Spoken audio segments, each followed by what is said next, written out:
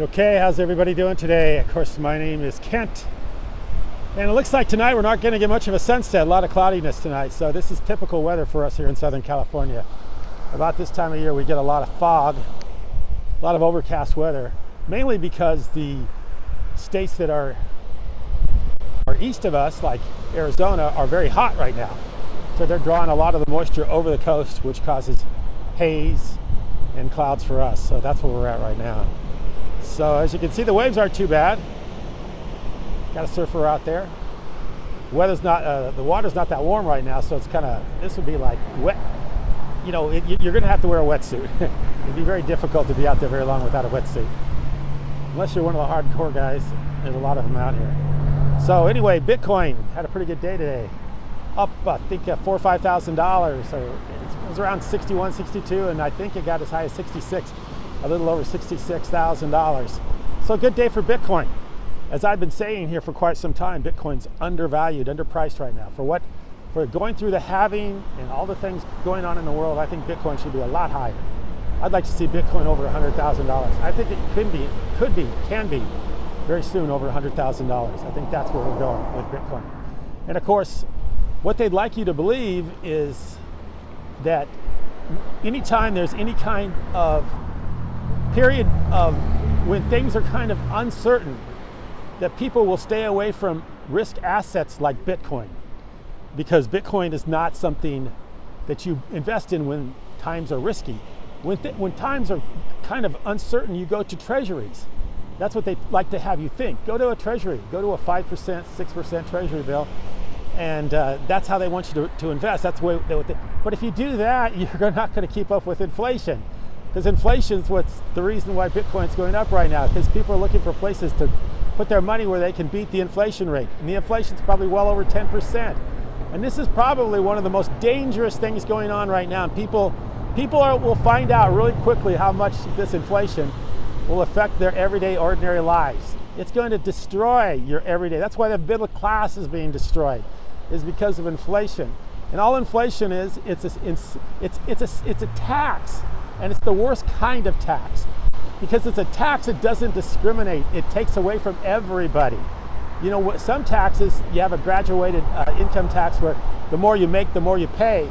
But with inflation, the people that produce the most are the people that get taxed the most, because they're the ones out in the economy buying and dealing with these ever increasing prices, these higher prices.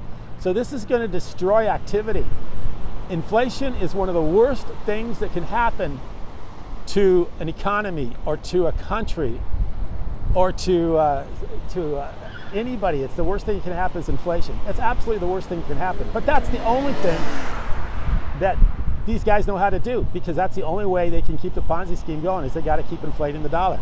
They got to keep spending more and more money to make things happen that they want to have happen, and the only way to do that is to inflate, and that's what they're doing. They're inflating. They're going to inflate this thing to where you won't even recognize anything in another year or two with the way they're inflating. Of course, they have too much going on. They got 2 wars going on, and of course they have all the social programs and everything going on. So, and they're going to have to start bailing out the consumer. Like I said last night, they're going to start bailing out the consumer, because they have to bail out the consumer. If they don't bail out the consumer, who's going to? That's it.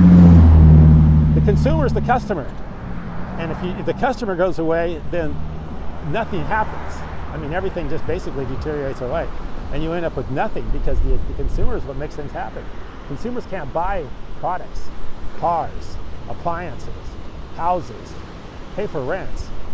Then the economy basically flattens out and goes away. It just basically implodes. So that's where we're at right now. We're in an inflationary cycle, huge inflationary cycle. Last time this happened, the inflationary cycle happened like this, we had Ronald Reagan, and actually Jimmy Carter. Jimmy Carter, I can't believe the guy's still alive. We'll be 100 years old here, I think, in a few months. So when he was president, we had 20% inflation, 20% interest rates. I don't know what the inflation rate was. And then he lost, basically, because of that. So Ronald Reagan came into office, and of course, he decided he was going to get rid of inflation. He appointed somebody by the name of Paul Volcker, Fed chairman. I think he was about 6'10". I don't know what he was, big tall guy. They call him Tall Paul. And he was aggressively fighting inflation to where he got it back in line with so people could actually afford to live before, make it so it was less expensive, so people could actually afford to buy things again. I was a stockbroker during that time, and man, it just killed our business. When Volcker came in and he aggressively started to started to take these interest rates down and take the inflation rate down, we just lost all our business. Nobody wanted to invest in stocks anymore because there was no reason to invest in stocks, because the inflation wasn't there. So the only reason they invested in there, because I was a penny stockbroker, which were the high flyers, kind of the really risky stuff to invest in. And people would throw anything at those penny stocks because you open at a penny and maybe a day or two later you're at a nickel. Well, that's a lot of improvement.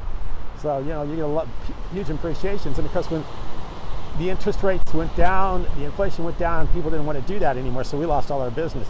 It went from being, you were making, big money to where you were barely making any money in the early 80s, 83, 84, 85, in those years. Those are horrible years.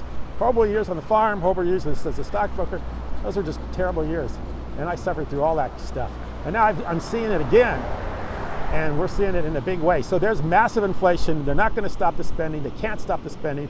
It's the cycle they're in. They're going to continue to spend money in these wars across the world. They're going to continue to invest in all the things that they've been doing, all the social programs, all the things they do. They're going to continue to do that. They've got to. They're going to have to increase the amount of money that they pay people that are on Social Security and some of these other programs, because people can't. I mean, I think if the average person on Social Security makes $1,500, $1,600 a month, come on, you can't afford to live on $1,500, $1,600 a month. They're going to have to do something to make people so they can afford to live, and especially the people that are retired and can't work anymore, or haven't worked because they no longer are able to, or they're retired and they're out of the workforce. So now you got to figure out a way to take care of them. The only way you take care of them is to make Social Security increase the amount that they get for Social Security. And believe me, that's going to be a big point here in this next election. Protecting Social Security and making sure the Social Security recipients get everything they're entitled to, and maybe get some increases. I think there are going to be some increases. So that's where we're at. We're in a very dangerous time. And if as you see with Bitcoin today, it was up $6,000. I think Bitcoin will stay ahead of the inflation. So if you have a little bit of money and you want to keep ahead of the inflation, kind of have a chance to keep going and maybe even do better than if you had a job, as I said in one of my other videos, go ahead and buy Bitcoin. And of course, they're talking about an ETF with Ethereum. I'm not sure about that. Ethereum's very confusing. They got Ethereum Classic and then the Ethereum, and I haven't really followed as closely as I should because I'm just too focused on Bitcoin. Right now, I wouldn't. I mean, a lot of these people are starting to push altcoins. I would not be thinking altcoin right now. I'd be strictly on Bitcoin and try to sink as much money as you can into Bitcoin. Because I think in the next 6 months to a year, you're going to see massive inflation. Massive inflation. It's going to really destroy our economy, and it's going to destroy a lot of people's lives. And it's really too bad, because nobody understands how dangerous inflation is and how much it can wreck your life. And it will wreck a lot of people's lives. I could tell you a lot of stories, but I'm already at 8 minutes on this video. I don't want to go too long. Just a quick story. One quick story. I had a friend of mine back in Nebraska. He was a carpenter, and he built a house, beautiful home. He was a very, very good guy, very, very skilled craftsman. And he had built this massive, beautiful home, brick fireplaces, everything was really beautiful. But he had taken out a loan to build the house. I think a 20% loan to build the house. And by the time he got the house built, it was like a year it took him to build the house. He'd already lost the house because he couldn't make the payments because the interest rates were so high. And the guy had worked his whole life to build this house and literally lost it in about a year with the massive inflation and interest rates that he was paying, the huge payments that he was making. And of course he wasn't, there was nothing he could get back from the home because he was trying to build it for himself, so he couldn't rent it out or sell it or anything. So he ended up losing, couldn't make the payments, lost the house. And of course I remember lots of farmers losing their farms in times of high interest rates. Couldn't afford the operating loans, couldn't afford the interest, the principals on these operating loans. It's pretty devastating, and we're going to go through that again. So anyway, I'm about 10 minutes here. I'm going to flip the phone around. The reason I do that is because I want you to know I'm not AI, but I'm a real person. I get so tired of watching videos anymore that are AI generated. I mean, it's like you're getting into a video and then you realize, oh, this is AI. And it's okay. I mean, I don't mind the AI videos, but it's just that, it's like there's only about 5 or 6 voices out there that are, I think, they're very realistic AI voices. And once you kind of know who they are, and you hear the AI voices, you kind of say, I don't really care to watch an AI video. This is just generated by some computer someplace just generated this content. And if they want to do that, then go ahead. That's fine, they can do it, but I don't want to listen to what every other computer's saying. I just want to do something individual, something that's unique. And I think content creators are going to find that out. The more personalized they make their content, I think the more people are going to be interested in this. Until AI just basically takes everything over. But at this time, you still want a personal touch to it. So I'll flip the phone around here real quick and say goodbye to you. And hopefully we'll have a video tomorrow. And maybe tomorrow, one of these days, maybe we'll start getting the sunset so I can show you the sunsets every night. So we're at Tower 37. That's a very famous tower out here on this walk. Everybody, when they say meet me at Tower 37. That's where a lot of people meet up, is Tower 37. It's kind of a popular place out here. And of course you can see off into the distance the Oceanside Pier. I was there the other night. Looks like they may have a crane out there working on it. So anyway, I'm going to turn it around, sign off, and we'll talk to you tomorrow. Okay, let's hope for another big day with Bitcoin tomorrow. Talk to you later.